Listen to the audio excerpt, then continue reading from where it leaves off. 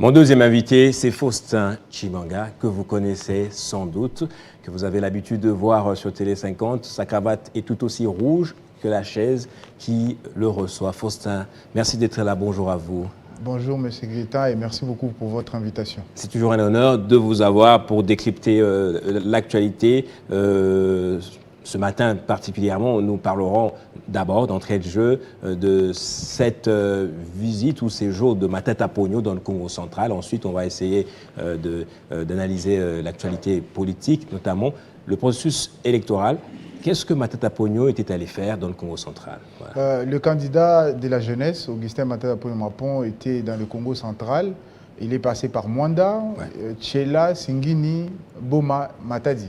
Il est parti écouter la population du Congo central. Cette population-là qui a lancé beaucoup de cris de détresse parce qu'ils sont en train de vivre dans un environnement où il y a un taux d'échange galopant, où il y a la vie chère. Il est parti écouter cette population-là qui le veut aux affaires, qui le veut aux commandes du pays parce qu'ils se sont rappelés, et l'ont rappelé également, que quand il était Premier ministre, les taux étaient stabilisés à 900. Donc vous comprenez là qu'aujourd'hui, le dollar est à plus de 25.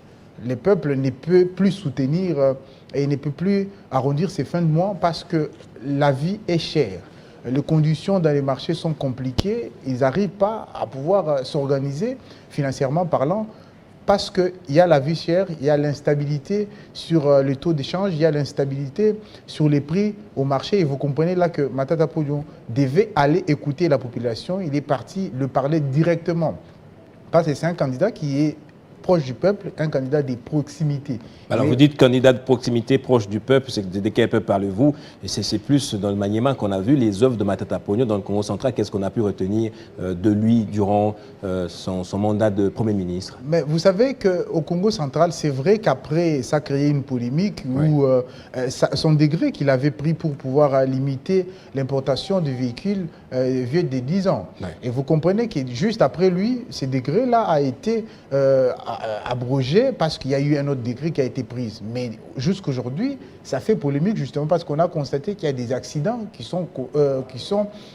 impliquent les véhicules vieux de 20 ans, que Matata a voulu limiter parce qu'il voulait sécuriser la population du Congo central. Il a les soucis de sécurité de la population du Congo central. Vous le savez que la route qui mène vers le Congo central, c'est une route à la fois très dangereuse aussi parce que les véhicules qui parcourent cette route-là sont souvent des poids lourds et autres. Il a voulu sécuriser la population du Congo central. C'est comme ça qu'il est parti.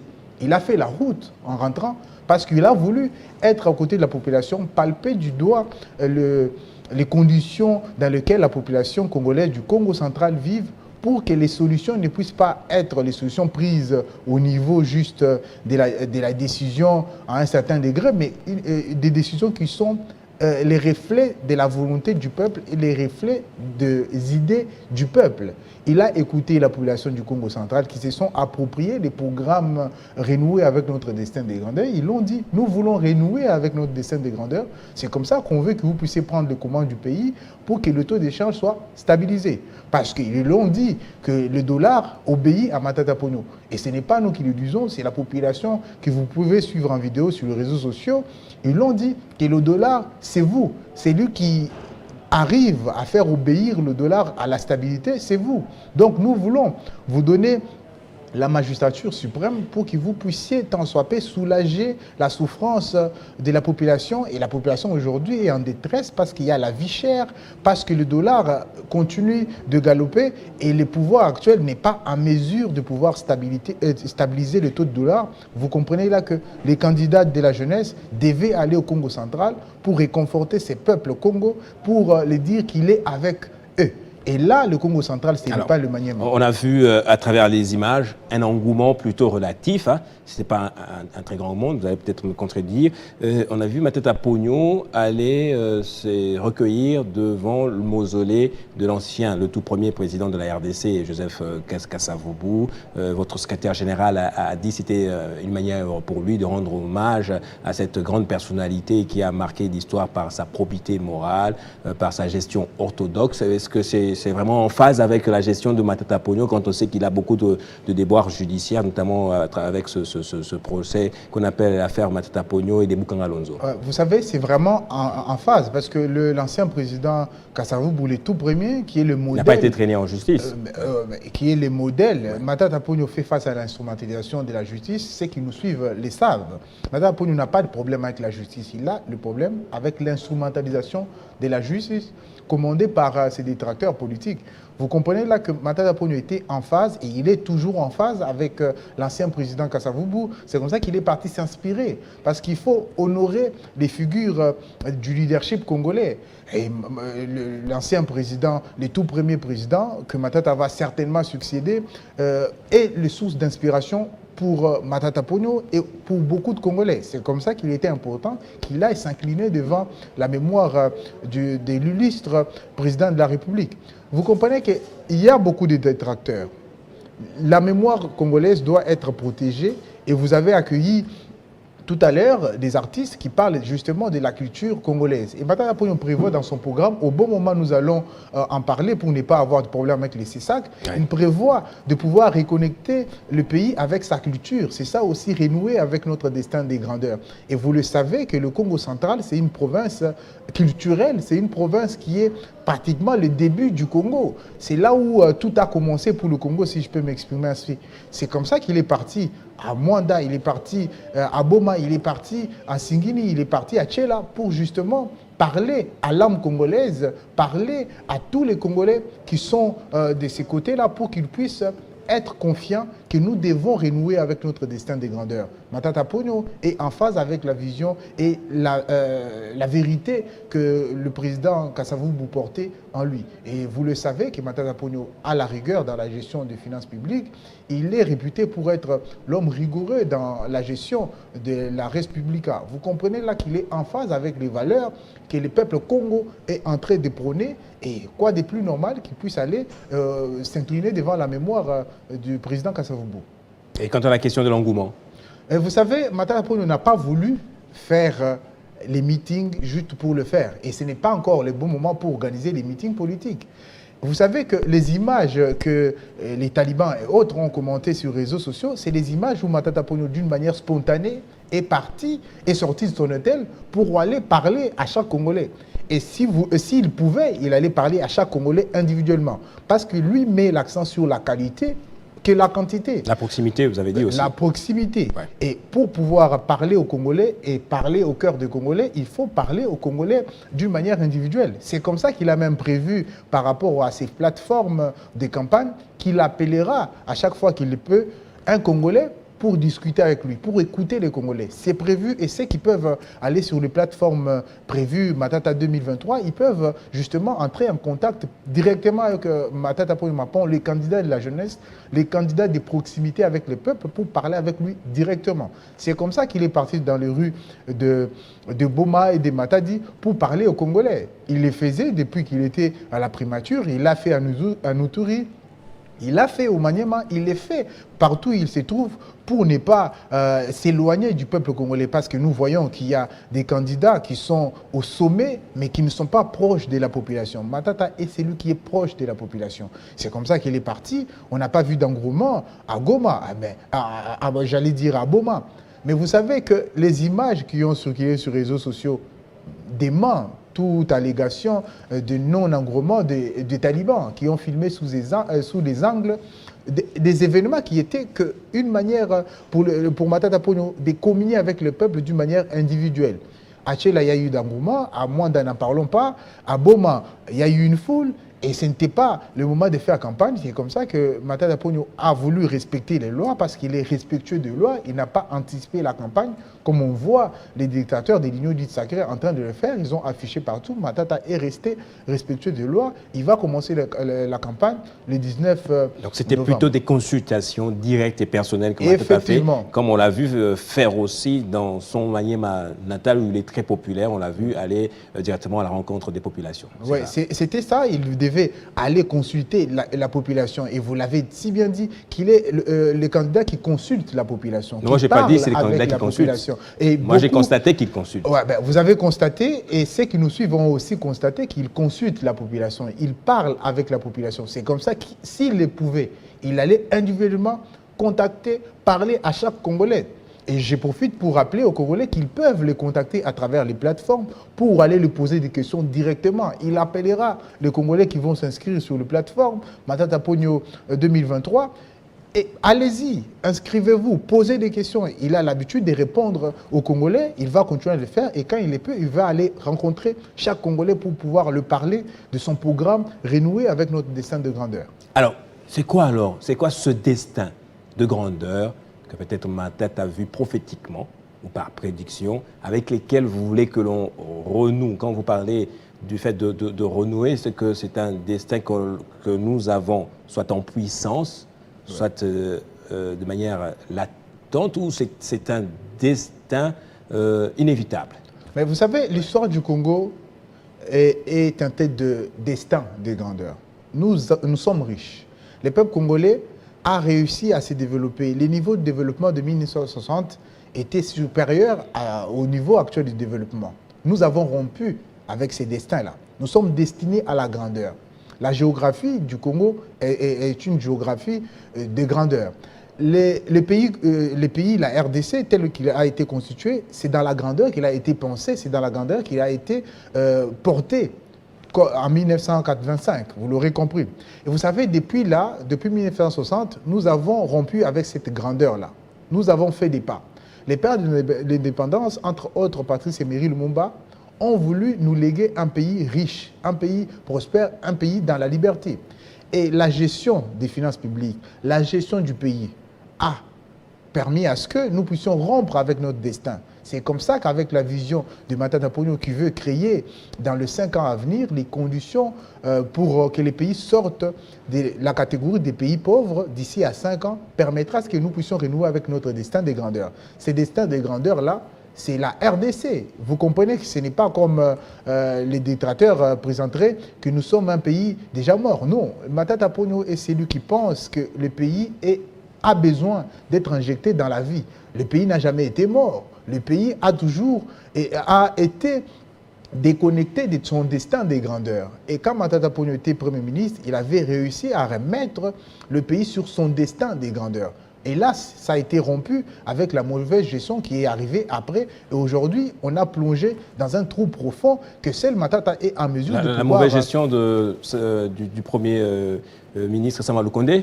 Mais vous savez, et ceux qui sont en train de nous suivre constatent avec nous qu'il y a mauvaise gestion.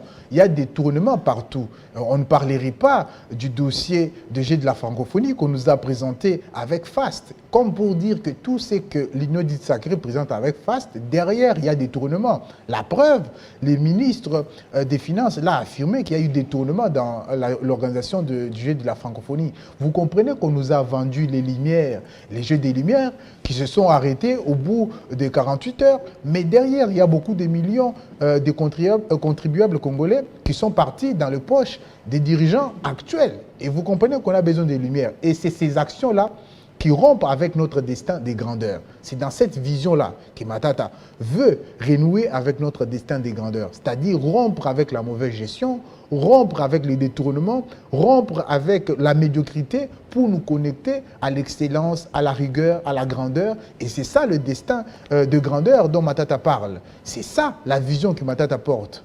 Créer les conditions pour permettre à ce que le pays puisse quitter de la catégorie des pays pauvres d'ici à 5 ans. Et il y a 4 piliers stratégiques qui sont prévus dans son programme. Si on étaye, c'est ça que va nous dire qu'on est en train de faire une campagne anticipée. Donc nous attendons les 19. De manière liminaire seulement. Pour pouvoir permettre à ce que le Congolais puisse réellement se connecter à cette vision que Matata porte de renouer avec le destin de grandeur du Congo, et tous les Congolais sont appelés à être dans ces mindset pour permettre à ce que nous puissions renouer avec notre destin de grandeur. Et cela est possible si nous avons un leadership et gouvernance de qualité, chose qui n'est pas possible avec l'Union dite sacrée aujourd'hui. Alors, j'ai vu également Matata Ponyo appeler la population à aller voter. Est-ce que vous avez constaté un certain désengagement ou désistement de la part de cette population. Et pourquoi cela? Mais vous savez, le peuple a été déçu parce que les personnes qui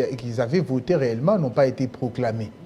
Et c'est comme ça que à chaque élection, il y a les indécis. Vous le savez, partout dans le monde, il y a besoin qu'on puisse rappeler aux Congolais qu'il faut aller voter. Même s'il pleut, il faut aller quand même voter parce que c'est important. La voix des Congolais compte. C'est comme ça que Matata Ponyo a appelé les Congolais à se mobiliser parce qu'il ne peut pas être candidat et ne pas mobiliser les Congolais à aller voter. Ça va être contradictoire. Les Congolais doivent aller voter pour que les indécis qui veulent réellement porter Matata Ponyo au pouvoir puissent aller voter. Nous appelons à aller voter. Le parti LGD, Leadership et Gouvernance pour le Développement, appelle les Congolais à aller voter massivement parce que nous devons renouer avec notre destin des grandeurs. C'est dans cet esprit-là que Matata Ponyo Mapon, candidat de la jeunesse, a demandé à tous les jeunes qui vont voter pour la première fois. Il y a beaucoup de nouveaux majeurs qui vont voter pour la première fois. Ils doivent voter les idées. Et ils sont aujourd'hui connectés aux réseaux sociaux, connectés au monde par Internet. Ils peuvent être en mesure d'aller voter sur base des idées, pas sur base des personnages politiques. Et Matata a les idées qui permettront à ce que ces nouveaux majeurs, ces jeunes-là, parce que les candidats de la jeunesse, c'est Matata Ponyo Mapon, pour qu'ils puissent aller voter sur base des idées. Et ces idées sont coulées dans son programme, on n'en dira pas assez, renouer avec notre destin des grandeurs. Nous parlons à cette jeunesse-là d'aller voter. Nous demandons à tous les Congolais d'aller voter parce que, vous le savez, les votes, c'est un devoir civique. Et comme nous voulons que la RDC soit portée et conduite par les personnes vraiment civiques qui portent leurs valeurs patriotiques, ils doivent aller voter. C'est dans cet esprit-là que Matata Ponyo Mapon appelle tous les Congolais et tous les nouveaux majeurs d'aller voter et tous les jeunes d'aller voter parce que les candidats de la jeunesse, c'est Matata Ponyo Mapon. Alors, l'autre sujet qui est sur toutes les langues, c'est ces débats contradictoires voulus par beaucoup de gens, notamment, c'est aussi le souhait, le vœu du CESA. Est-ce que vous voyez les choses dans ce sens-là? Si oui, comment devrait se dérouler ce débat? Vous le savez, nous, on est un parti politique qui aime les débats. Nous échangeons. Ouais. Nous organisons beaucoup d'activités, des réflexions. Matata, c'est un candidat des idées. Et les débats doivent être un débat d'idées. Nous avons les idées. Nous sommes prêts à pouvoir confronter nos idées. Et les conditions du débat doivent être en phase avec la qualité pour permettre à ce que les candidats de la jeunesse qui tiennent à la qualité puissent venir débattre. Et si le CESA garantit une certaine qualité, une certaine partialité, quoi de plus normal que nous venons confronter nos idées. Et les idées sont là. Et nous savons qu'il y a beaucoup de candidats qui n'ont pas d'idées. C'est comme ça qu'ils sont en train de fuir les débats. Et vous comprenez que de l'autre côté de l'Union dite sacrée, nous n'avons pas encore leur programme.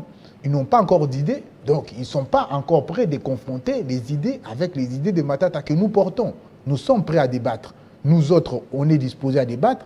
Ce n'est pas seulement les candidats qui doivent venir physiquement débattre avec les autres, mais nous qui portons la parole de la campagne, qui nous portons la parole et les idées de Matata, nous pouvons débattre avec les états-majors et les lieutenants de tous les autres candidats pour permettre à ce que les idées soient diffusées. Nous sommes prêts à l'échange, nous sommes prêts à débattre. S'il y a les lieutenants de tous les autres candidats qui sont prêts à débattre avec nous, Faustin Simanga est toujours disposé à débattre, il est disposé à pouvoir échanger les idées parce que, je vous rassure, nous avons les idées. Renouer avec notre destin de grandeur, ce n'est juste l'ébauche des idées qui portent Matata. Il a beaucoup écrit, il a plusieurs livres, il a beaucoup de visions. Il est parmi les rares candidats qui écrivent, vous ne l'aurez pas oublié. Les derniers livres qu'il a publiés, c'est du pouvoir, enfin, j'allais dire... De la pauvreté au pouvoir, une ambition, une vie. J'étais en train d'hésiter entre du bidonville à la primature. Vous comprenez qu'il y en a beaucoup. C'est un autre livre. Oui. Il y a beaucoup de livres qui sont en bibliothèque et Matata Ponyo Mapon a beaucoup de livres. Allez-y lire et ces idées-là vont être confrontées avec les idées des autres candidats. Donc, on est prêt à confronter nos idées, on est prêt à pouvoir échanger sur nos idées, on est prêt à pouvoir parler de notre projet et nous attendons que les autres candidats, notamment celui de l'Union dite sacrée, déposent sur la table son projet de société qui n'a pas. Alors, peut-être pour terminer par ici, l'autre sujet encore phare, c'est la candidature commune ou unique de l'opposition pour faire face à Félix Tshisekedi. Jeune Afrique a mis sur la place publique les dessous des cartes des quelques, je dirais, tractations entre les opposants pour trouver une candidature unique. Matata Ponyo est engagé dans ce processus-là. Est-ce que vous pensez que le LGD peut, à lui seul, faire face à l'union dite sacrée, comme vous le dites bien? Mais vous savez... Ou il faudra peut-être à un moment donné une vraie candidature de l'opposition pour un changement. Le changement, c'est l'opposition dans son ensemble, ou le changement, c'est uniquement le LGD? Mais vous savez, nous portons les idées que les Congolais ont épousées. Matata Ponyo Mapon a l'ancrage dans les cœurs des Congolais. C'est un candidat qui est ancré dans le cœur des Congolais. Aujourd'hui, quand vous voyez les taux d'échange, vous voyez que Matata n'est plus. Quand vous voyez les conditions de route, vous voyez que Matata n'est plus. C'est comme ça qu'il doit prendre la présidence de la République. Et ces idées-là sont en phase avec les aspirations de la population. Les candidats de la jeunesse est à même de pouvoir porter ces idées du peuple pour gagner face à l'union dite sacrée. La candidature commune. Le LGD est toujours et continue de pouvoir parler avec ses partenaires, notamment Ensemble pour la République.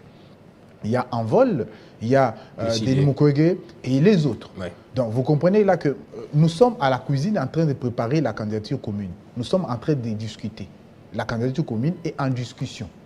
Donc c'est n'est secret pour personne que Matata Ponyo Mapon discute avec Moïse Katumbi, discute avec Denis Mukwege, discute avec Denis Sesanga. Nous avons été dans le bloc de Lubumbashi. Cette dynamique-là est dans sa continuité et nous pensons qu'au bon moment, cette candidature unique devrait venir vers les Congolais. Et nous sommes en train de préparer. Comme le cordon bleu, nous sommes en train de préparer une bonne nourriture qui sera mise sur la table des Congolais pour que ça puisse être mangé et être digéré d'une manière intéressante. Vous comprenez là? J'espère que ce ne sera pas de la nourriture avariée, mais en tout cas, non, mais vous savez, on a le temps pour cordon bleu en cravate rouge. Oui, toujours. En cravate rouge, et cette cravate de la rigueur, de la discipline, du sérieux dans le travail, vous l'aurez compris, nous la portons fièrement et nous continuons à porter cette voie de la rigueur, de la stabilité, de l'économie, cette voie du taux d'échange stabilisé à 900. Et vous comprenez que cette voie, elle est portée fièrement parce que le peuple porte Matata Ponyo Mapon dans leur cœur. Les peuples portent Matata dans le cœur et l'ancrage de Matata est dans le cœur des Congolais. Et ça, ce n'est pas un secret pour personne que Matata est aimé des Congolais. Matata est porté par les Congolais. Matata, c'est celui que la jeunesse va voter le 20 décembre 2023. Merci beaucoup, Faustin Tshimanga, d'être toujours disponible, d'être là en tant qu'à la fois analyste, mais également membre du LGD pour nous analyser l'actualité politique. Merci beaucoup pour votre invitation. C'est toujours un plaisir de venir sur les antennes Télé 50. J'espère que la prochaine fois, ce sera dans version croisée pour un débat, cette fois. Merci beaucoup. On est prêt pour les débats, on a les idées pour et on va se frotter au débat. Merci. Merci à vous. Vous l'aurez compris, c'est donc ici que se termine la matinale. Vous étiez nombreux à nous suivre depuis le matin à Kogelos, dans la commune de Bumbu, à Gombe ici, là où nous émettons, mais également en province, dans le Congo central. Vous avez suivi les témoignages de Freddy Ntimba, mais également le témoignage de Cécilia Jardemar sur les archives suédoises qui ont essentiellement déballé les œuvres des missionnaires suédois en RDC. Moi, j'étais ravi de vous présenter ce programme, cette matinale. Je vais donc comme ça dire d'abord au revoir à toute l'équipe qui m'a accompagné depuis le matin, Fiston Mbouini, ici derrière toutes les caméras, au son, Dédé Sansois et aux manettes principales, c'est-à-dire à la réalisation, Guilain Lukinga. Alors la matinale se poursuit demain matin, ce sera avec Christopher Ochokoum. Je vous fixe rendez-vous à 16h dans version croisée. Et demain, dans Kinshasa Direct, on va terminer par les anniversaires. Les journaux, c'est tout à l'heure à 13h avec Jenny Kayembe. Au revoir.